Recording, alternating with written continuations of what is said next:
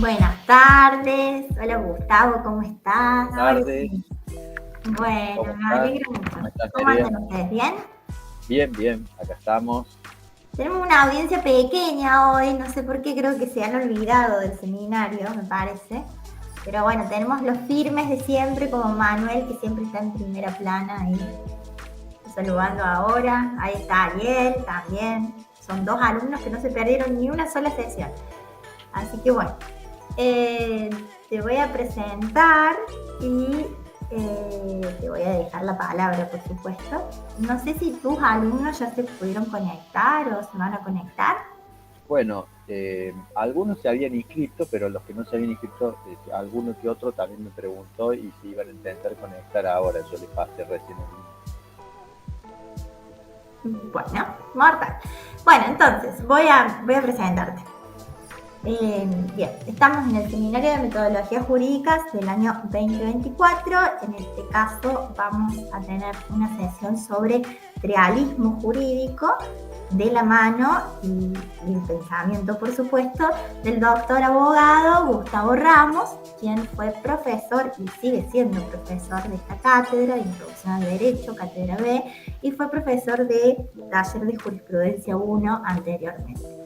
El doctor Ramos, más allá de la cuestión académica, por supuesto, tiene muchísima experiencia en lo que es el ejercicio de la profesión, ¿sí?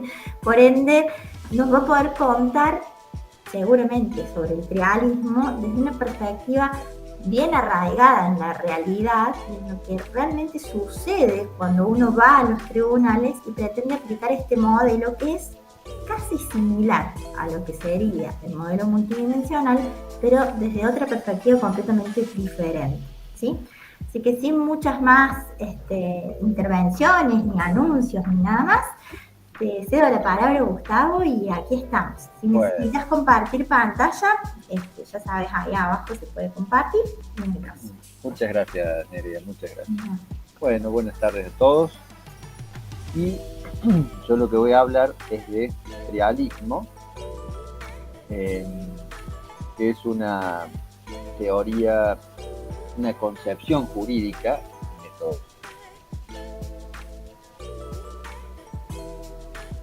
con posterioridad a, digamos, la teoría formalista, positivista, que era unitaria, y aparece en dos lugares en Europa, en Francia y en Alemania, por 2 motivos diferentes. En Alemania en Francia tenemos que recordar que se encontraba la escuela francesa de la exégesis en boga en su momento, y luego de eso dio origen a comentarios sobre el Código de Napoleón, que eran un poco similares a los que teníamos aquí con Vélez Arfield. Si ustedes vieran el Código Civil, ley 340, que era el que se aprobó el libro cerrado, el Código de Vélez Arfield, en ese código había muchos comentarios sobre, digamos, muchas de las normas eran de fuente Código Civil francés, y los juristas que contribuyeron a ese código. Entonces, bueno, eran, digamos, exégesis, o sea, comentarios sobre esta construcción racionalista que fue ese código. Y con posterioridad, o sea, digamos que la tendencia, salvo la escuela histórica del derecho en el siglo XIX, fue la del comentario del texto legal, o el culto del texto legal. Posteriormente, y a principios del siglo, Kelsen desarrolla su teoría pura del derecho, y en un sentido similar, en un positivismo lógico y formal de origen kantiano. Por lo tanto, la ciencia del derecho se ocupaba únicamente de una construcción normativa racional, coherente, en base a una norma supuesta, que era parte, digamos, era la base de la ciencia, esa norma supuesta, y el resto derivaba de eso como una construcción racional. Pero esta ciencia, igual que en cierto modo le pasó al Código Civil francés, comienza a tener una desconexión con la realidad. ¿Por qué? Porque se concentra en la coherencia interna, se concentra en tomar un modelo científico como el de las ciencias duras, y bueno, y pierde interés en resolver los problemas sociales. Entonces, en Francia ocurre una reacción y comienza a hablarse de los valores. O sea, ya no solo de las normas. Recuerden que Kelsen habla de, inclusive cambia la denominación ley por norma, entendiendo que ley había referencia, antes se hablaba de ley como de un contenido de valores. Kelsen despoja, digamos, de valores a la norma para poder hacerla más pura y para hacer una ciencia conforme a los modelos imperantes de ese momento. Y bueno, queda esta ciencia formal, lo que denominamos el formalismo jurídico, y en Francia ocurre una reacción. Y en Alemania, porque había una filosofía de los valores, o sea, digamos que por diferentes causas, en ambos países se comienza a hablar de valores y también de hechos sociales. O sea, ya no solo de normas. Entonces lo primero que se concibe es una teoría tridimensional, digamos abstracta, en cierta medida, donde se plantea que hay hechos, normas y valores. Es decir, que tienen, digamos, una cierta conexión, pero no se plantea todavía una conexidad o una teoría, podríamos decir, unificada de estas tres cuestiones. Entonces se dice, bueno, los hechos los estudia la sociología, las normas las estudia el derecho, y los valores las estudia la filosofía del derecho. Podríamos decir que lo que un poco nace primero es una relación, o se plantea una relación interdisciplinar. Bien, eso es lo primero que sucede. Después hay quienes critican esto y, por ejemplo, el jurista Werner Goldschmidt, de origen alemán, que se radica en nuestro país y que tiene una obra que se denomina, a ver, aquí la tengo, es Derecho Internacional Privado. Sí, así es el título, Derecho Internacional Privado, de Werner Goldschmidt. Y Goldschmidt critica un poco que esto, digamos, la teoría tridimensional sea una mera teoría y que le falte una conexidad o un planteo para poder, digamos, llevarse a la aplicación jurídica, a la aplicación concreta. Entonces él distingue entre la teoría tridimensional y la doctrina del trialismo, o teoría trialista. Entonces, la teoría tridimensional sería poner de relieve que hay que tener en cuenta, ¿no es cierto?, el hecho, la norma y los valores. Vamos, empezamos por ahí. ¿Por qué? Porque de pronto descubren, pensando, que dice, bueno, vamos a suponer la norma del homicidio, la norma que penaliza el homicidio, ¿no es cierto?, que tiene en cuenta el homicidio, la penaliza en el Código Penal, y que matare a otro tendrá una pena de 8 a 25 años de prisión, ¿cierto? La norma genérica, sin agravantes, sin figuras calificadas y demás. Bueno, entonces esta norma ¿qué es lo que, digamos, ustedes, si yo les pongo esta norma en un código, ustedes, ¿qué dirían? El derecho, ¿qué sería? Yo les presento, digamos, ustedes saben que hay un código y una de las normas es eso. Entonces, ante todo, ¿ustedes qué dirían si yo les preguntara qué es el derecho o dónde se encuentra el derecho? ¿Dónde lo pueden, eh, cómo lo pueden experimentar al derecho? ¿Cuál sería su experiencia jurídica del derecho?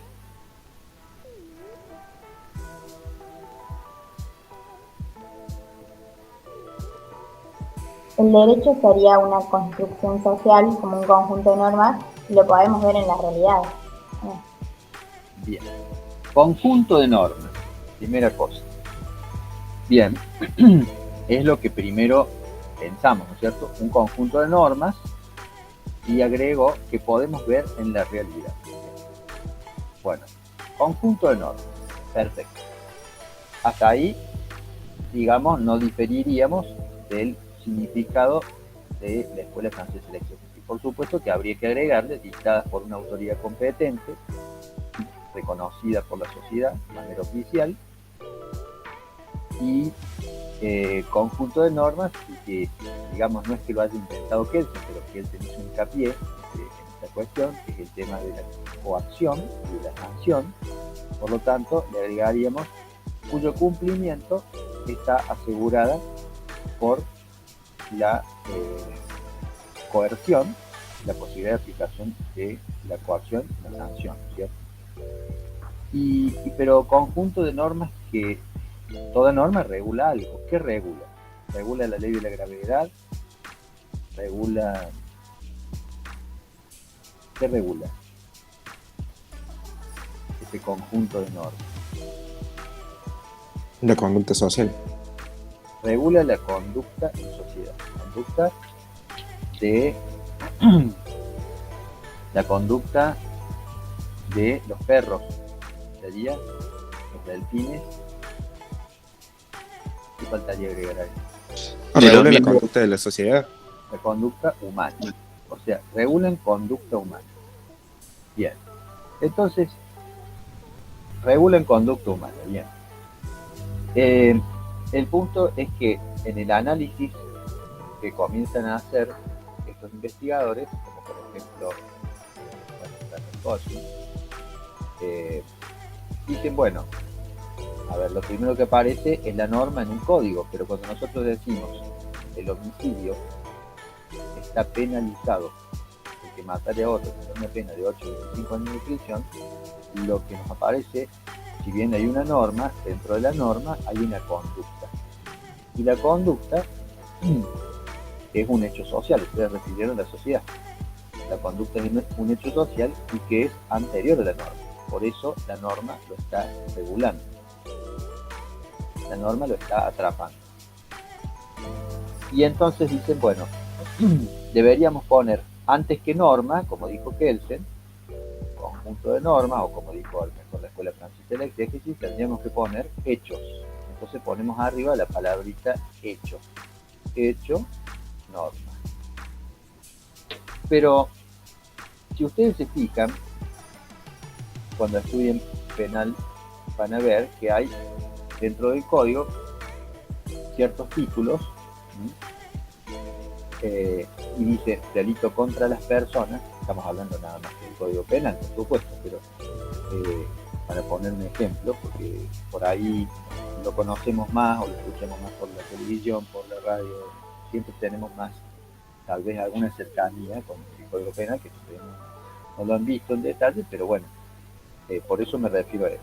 Y decimos, bueno, hay títulos dentro que agrupan los delitos, y esos títulos dicen, por ejemplo, delito contra la vida, delitos contra el orden público, etc. Hay diferentes delitos contra la propiedad. Entonces, hay, ¿qué serían? La vida, la propiedad, el orden público, la seguridad pública, la fe pública, por ejemplo, en el caso de las falsedades de documentos públicos, ¿qué serían estos conjuntos, estos nichos, digamos, estos factores de agrupación de determinados delitos, de determinadas previsiones normativas? ¿Qué sería dentro de la sociedad?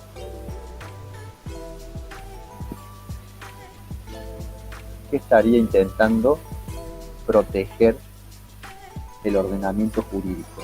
En este caso, mediante la disuasión de ciertas conductas, la aplicación de la pena.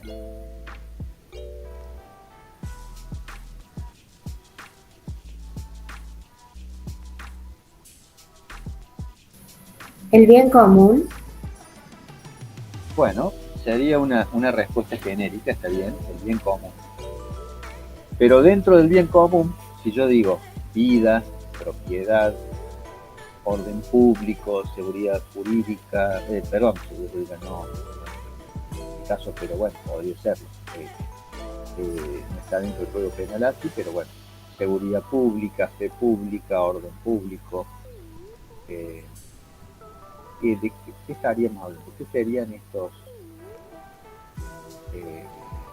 digamos, estos lineamientos que sigue el código? ¿Qué serían?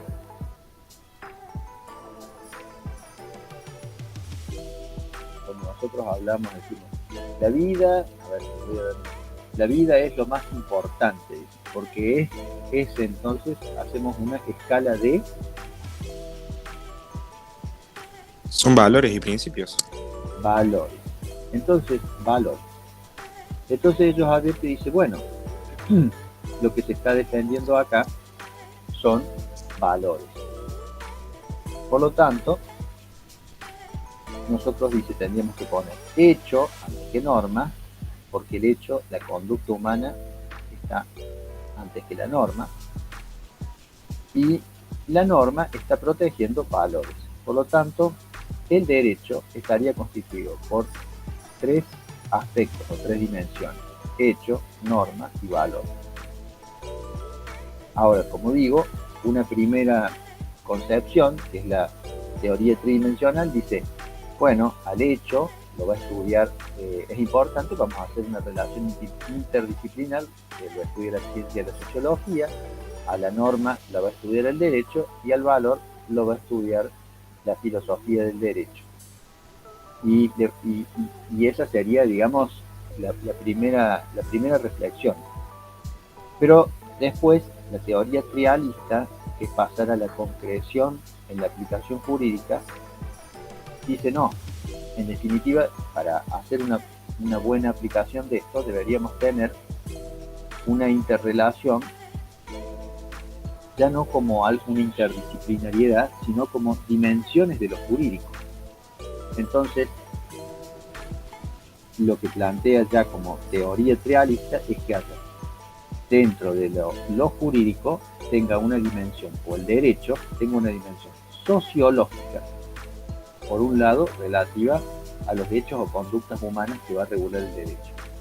Por otro lado, una dimensión normológica, que sería la dimensión de la norma, pero que no sería la única ni la más importante en el derecho. Y finalmente, una dimensión diquelógica. ¿Por qué?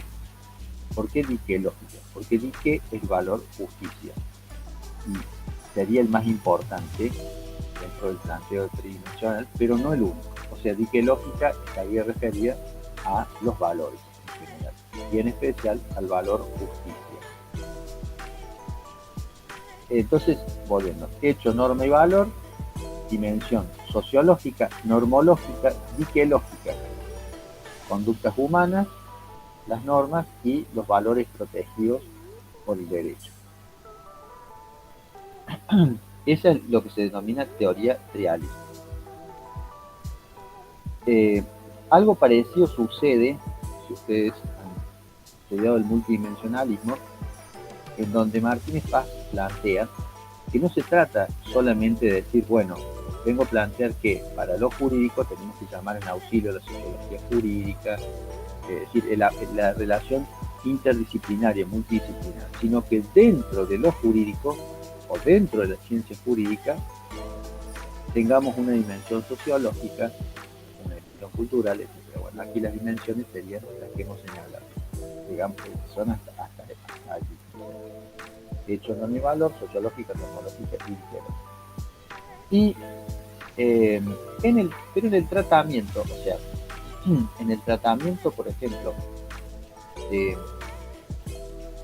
un fenómeno jurídico, como puede ser, o una institución jurídica, como puede ser, vamos a suponer, el matrimonio, lo que era antes patria potestad, que así se denominaba.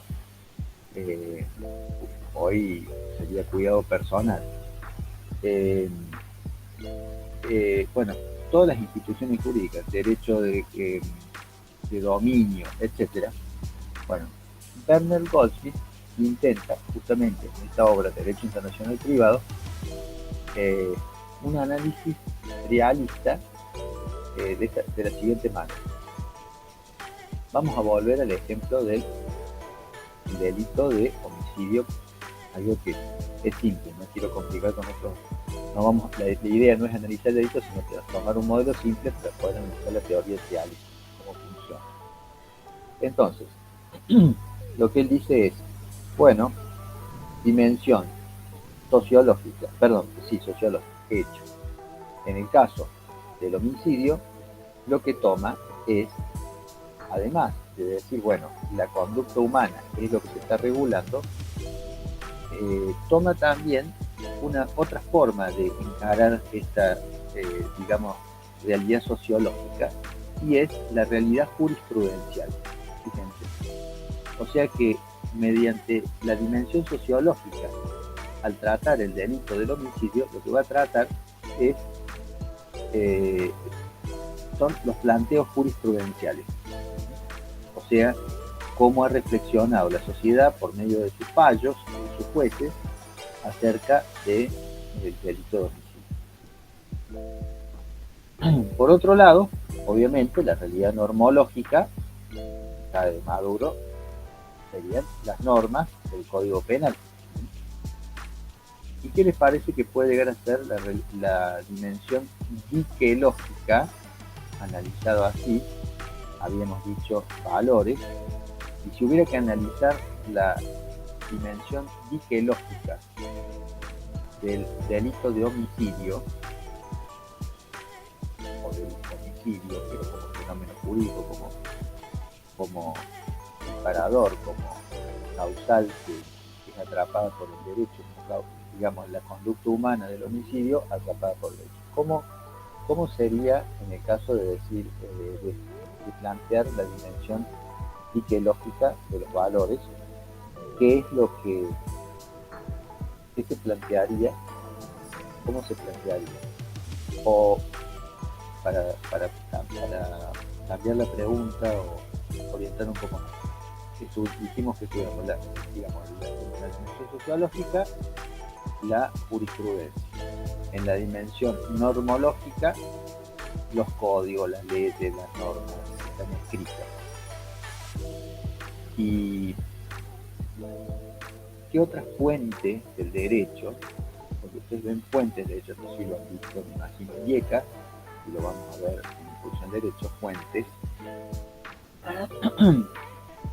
directas, indirectas, pero ¿qué otra fuente nos está faltando? La norma, la jurisprudencia, y qué nos estaría faltando.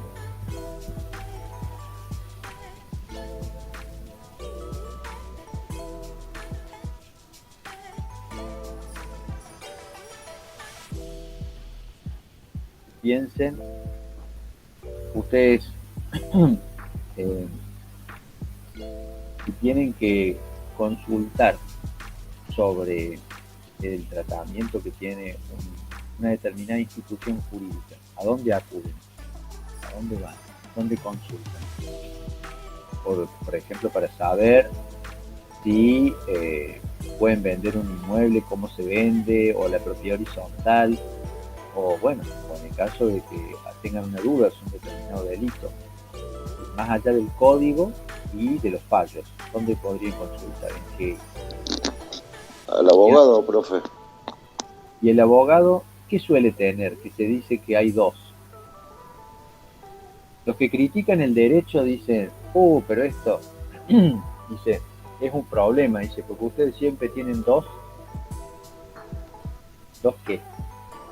¿Han escuchado ese dicho?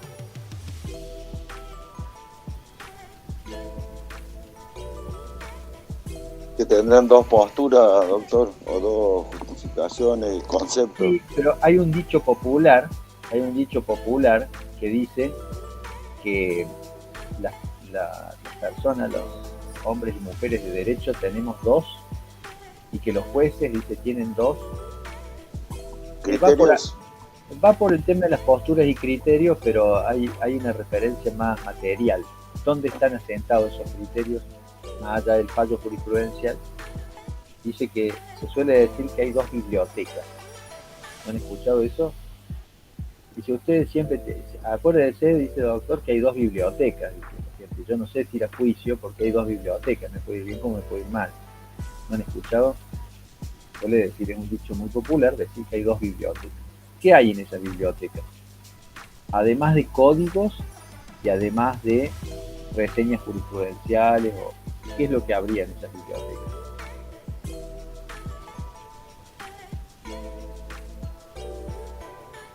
Dicen allí los principios. Valoraciones de cada uno de los abogados.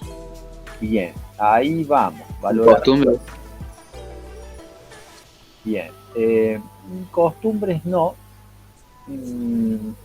La costumbre, digamos, para ser fuente de derecho tiene que tener determinados requisitos. Por supuesto, es una repetición de actos y además tiene que tener lo que le llaman opinio iuris, o sea, en latina, opinión de derecho, como que conciencia de que es una costumbre jurídica. Pero no, en las bibliotecas, a ver, si ustedes tienen, tal vez a ustedes no les ha tocado estudiar todavía materias codificadas, pero se imaginarán que, digamos, en esas bibliotecas, repito, además del Código Civil, del Código Penal y de algunos tomos que seguramente si ustedes han visto alguna biblioteca o alguna foto o han ido a algún estudio, sobre todo antes, que ahora ya todo es virtual, no es que todo sea virtual, pero las bases de jurisprudencia son digitales. ¿Qué es lo que había? Revistas, ¿no es cierto?, que eran como unos libros que se revista la ley o el derecho, y hoy han quedado de adorno en algunos estudios jurídicos. Entonces usted tenía que ir, yo lo he hecho, buscar por palabra o buscar por fallo, etcétera. Entonces tenés que buscar de esa manera la jurisprudencia. Pero ¿qué hay además de los fallos y además de las leyes? Alguien habló de valoraciones. ¿Estudiaron, ustedes han visto cuál era la función de los jurisconsultos romanos? Las interpretaciones, interpretar el texto jurídico. Bueno, esas interpretaciones, fíjense, casualmente, siempre lo aclaramos, siempre lo aclaramos,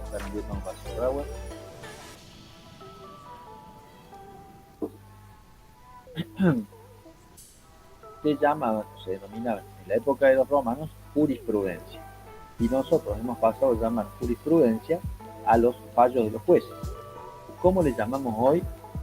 A las interpretaciones que hacen los estudiosos del derecho. Están escritas en libros, son la otra parte de esa biblioteca, las interpretaciones que ustedes dicen. No se les llama hoy jurisprudente. ¿Cómo se les llama? Comentarios. No necesariamente. No serían comentarios. Es una de las fuentes del derecho. La jurisprudencia, la norma, la ley, la doctrina. Entonces, la doctrina. Entonces, en esta triple concepción del derecho de hecho, norma y valor, lo que hace Goldsmith es estudiar en los hechos la dimensión sociológica, dijimos la jurisprudencia, por la norma y la dimensión normológica, la norma jurídica escrita, y por los valores y la dimensión dickelógica, lo que se estudia es las opiniones doctrinales. ¿Por qué? Porque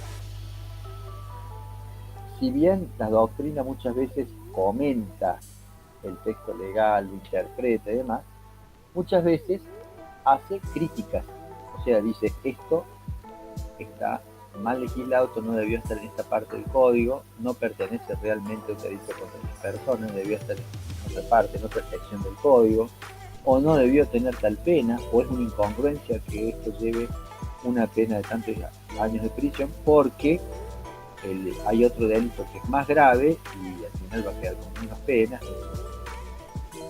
Entonces, allí están, por un lado, si bien hay comentarios que son totalmente, digamos, sobre, digamos, sin variar la legislación positiva, hay otros comentarios que tienden a expresar un desacuerdo con la norma, con la ley positiva, con la norma dictada, y por lo tanto la están calificando, la están juzgando, la están valorando, diciendo, y dicen, suelen decir los doctrinarios. Por lo tanto, dice, en una futura reforma cabría aclarar mejor el texto legal o poner una sanción mayor o consignar una sanción menor por reformar esto, reformar. Es una expresión de deseos en función de los valores. ¿Se entiende? Por eso Goldsmith trata de esta manera. O sea, ustedes podría decir que, reitero, hay dos maneras, digamos, de concebir, o digamos porque uno podría decir, bueno, hecho las conductas humanas que están detrás de normas, sí, y también la jurisprudencia, o sea, las conductas humanas reguladas y también la conducta social en la aplicación fáctica de esas normas. Eso implicaría la dimensión sociológica. La normológica no ofrece dificultad porque es la norma escrita. Y la diquelógica tendríamos otra vez como una doble interpretación de la diquelógica, porque diríamos que allí están los valores que el legislador está protegiendo, o la norma está protegiendo, está consagrando, pero a su vez involucraría la dimensión diquelógica la valoración doctrinaria que se hace de la norma. Serían, digamos, en dos aspectos sería diquelógica, ¿se entiende? O sea, en los valores que consagra y en las valoraciones que critican esa norma. Lo mismo, la sociológica, en dos aspectos podría predicarse que es una dimensión sociológica. Por un lado, porque consagra conductas humanas, tipifica conductas humanas, y por otro lado, porque acude a la jurisprudencia como justamente como una concreción social de la aplicación normativa. ¿Cómo se está aplicando? Más allá de lo que dice la norma, ¿cómo se está aplicando? Esa es la manera en que lo trata Goldsmith. ¿Se entendió? ¿Hay alguna duda? Bueno, y hay que hacer, acá habría que, cabe también una aclaración, ¿no? Fíjense, la estructura es bastante, podría decirse que es similar al modelo multidimensional, o que el modelo multidimensional que apareció después tiene alguna similitud, digamos. ¿Por qué? Porque tiene varias dimensiones y porque tiene conexión con lo social y conexión con los valores. que serían los dos grandes reclamos, digamos, que podría hacerse a la ciencia jurídica kelseniana. O sea, por un lado, y esto ya lo digo ya como una valoración del realismo, ¿cierto? Lo importante es que retoma esa conexión con la realidad. ¿Y por qué digo retoma? Porque en realidad esta conexión con lo social y con los valores existía antes de la depuración kelseniana. Que dicen por qué se propone depurar. ¿Por qué? Porque había corrientes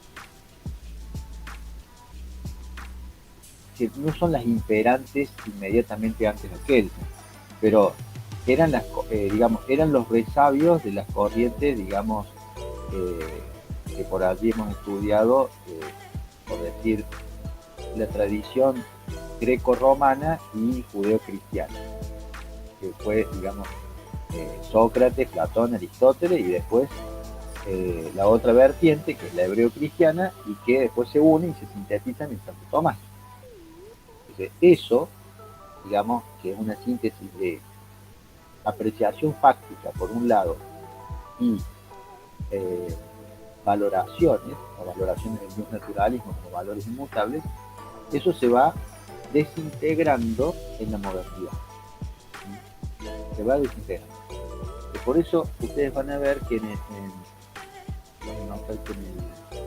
el libro de Introducción al Derecho de Martínez Paz dice que en la modernidad se presentan fuerzas centrífugas o desintegradoras. ¿Por qué? Y porque lo que antes estaba unido, si ustedes toman la Suma Teológica de Santo Tomás, van a ver que hace consideraciones fácticas, a su vez hace consideraciones normativas y a su vez hace consideraciones valorativas. Y todo eso se va a desintegrar por diferentes motivos, por la teoría del conocimiento, ustedes también, ¿no es cierto? Pero la teoría del conocimiento de Descartes, que solo plantea un racionalismo abstracto, dice los sentidos me engañan, no puedo ver la realidad, tengo que solamente elaborar con la razón. Después viene Hume y dice no, solamente con la experiencia sensible. Entonces, por un lado queda el empirismo, por otro lado queda el racionalismo abstracto, y eso hace que después cuaje en Kant, para darle un contexto de esto, y que Kant plantee una ciencia jurídica formal y autónoma, y una ética también formal y autónoma. Y después pasamos al formalismo Kelsen. ¿Y Kelsen por qué va a depurar? Uno diría, si ya había estado Kant, si ya había... Lo que pasa es que una cosa era la ciencia y otra cosa la realidad jurídica. Los juristas todavía, digamos, en cierto modo, acudían a los valores, acudían a la realidad social y demás. Y el planteo kelseniano es cortar con ese realidad social y cortar con esos planteos valorativos para poder hacer una ciencia pura, una verdadera ciencia, una ciencia con todas las letras, obvio. Pero ¿qué pasa? Esto que se comienza a gestar en Francia y en Alemania como realismo, sobre todo, tiene, después de la Primera y Segunda Guerra Mundial, tienen bastante auge porque recuerden que estas dos guerras fueron crisis de valores. Por un lado, crisis sociales y crisis de valores. Entonces, la ciencia pura kelseniana no podía dar una respuesta, por ejemplo, al juicio de Nuremberg. No lo podía dar. Entonces, ¿qué hacía? Por eso es que se comienza a retomar toda esta cuestión de los hechos sociales y los valores. Pero, momento, y acá hay una diferencia. Voy a marcar una diferencia del realismo con el modelo jurídico multidimensional. Fíjense ustedes que Martínez Paz lo explicita muy bien y dice, habla del realismo y demás, dice, pero, aunque habla de valores, dice Martínez Paz, esta teoría no supera el positivismo. Entonces, acá en valor hay un positivismo ético, o sea, es una ética positiva. No son los valores de Platón ni los de Sócrates. ¿Por qué no? Fíjense que es lo que se mantiene, digamos, es lo que mantienen después Aristóteles, lo mantiene San Pablo, Santo Tomás, lo mantienen Victoria, Suárez, hasta allí, digamos, hasta los neoescolásticos, por decir así, de lo que nosotros estudiamos en programa, ¿no? Porque los valores de Sócrates son, fíjense, ¿recuerdan cómo era la diferencia entre dique y dikaion?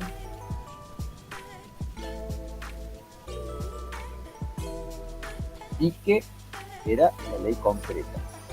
Si bien dique es justicia, dique es norma. Y todikaion es lo justo. Dikaion es lo justo. Lo justo como algo abstracto, inmutable, invariable. Mientras que dique son las leyes que por antonomasia dicen, bueno, las leyes y son justas, porque al principio los griegos pensaban que las leyes eran la justicia. Después empiezan a decir, no, la ley es una cosa y la justicia es otra. Y ahí es cuando dicen dique y dikaion. Sin embargo, a la ley le mantienen la misma palabra, porque la ley era expresión de justicia.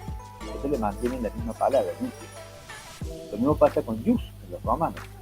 Jus involucraba un concepto de justicia y un concepto valorativo, que es un poco lo que viene planteado Italia, o sea, recuperar ese valor.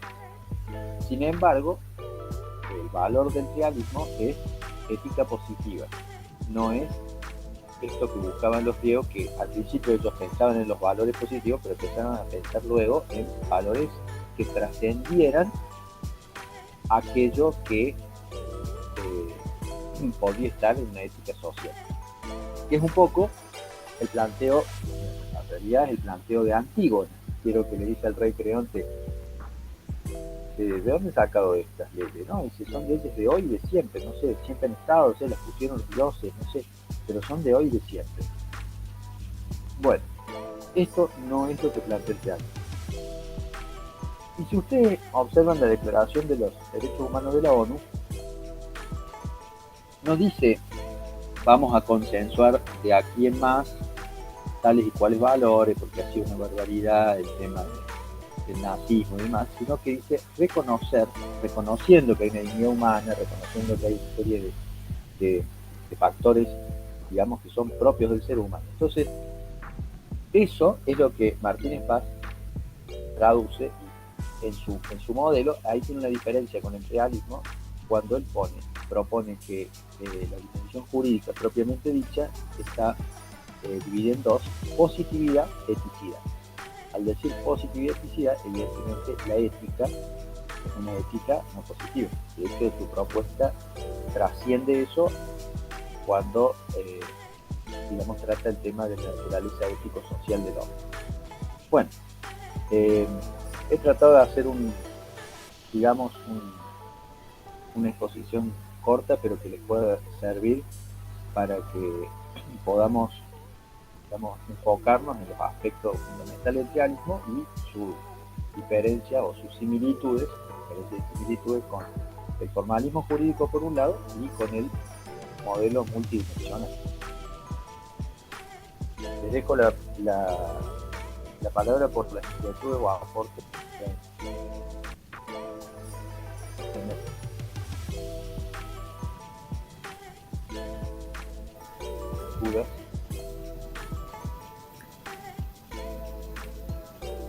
Para mí fue súper claro, Gustavo, te digo, me encantó. Bueno, gracias. Yo, bueno, por eso traté con el delito de homicidio, para que no nos enfocáramos tanto en la técnica jurídica de la tipificación penal, sino que, bueno, tomáramos algo que todos conocíamos para poder... Goldsmith, por ejemplo, toma todos temas de derecho internacional privado, que son muy complejos. Entonces, es el derecho, digamos, nuestros derechos básicos, pero cómo se pueden conjugar cuando estamos en otro país o viajamos a otro país.